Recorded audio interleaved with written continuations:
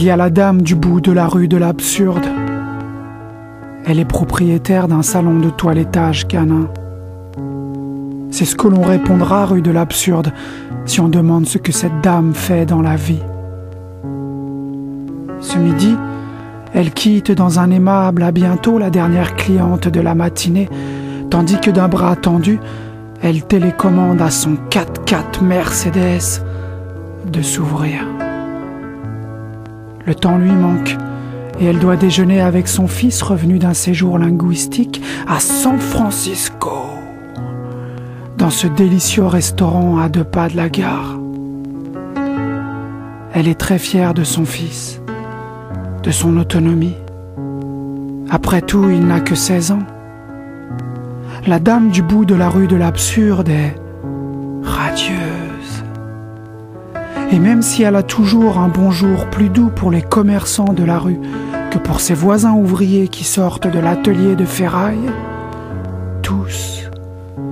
tous s'accordent à dire qu'elle a le don de se faire aimer, et que même aucune histoire ne raconte qu'elle eût été mordue durant toutes ces années de métier.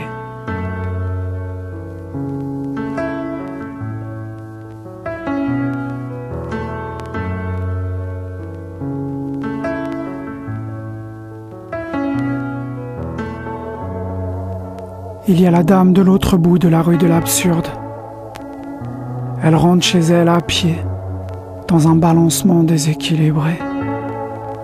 Elle s'arrête, s'accroupit à peine pour poser ses pesants sacs de course, dégourdit ses doigts, détend ses bras, fouille dans ses sacs pour de nouveau répartir les charges d'un côté et de l'autre, puis repart avant que le découragement ne s'accorde à la douleur.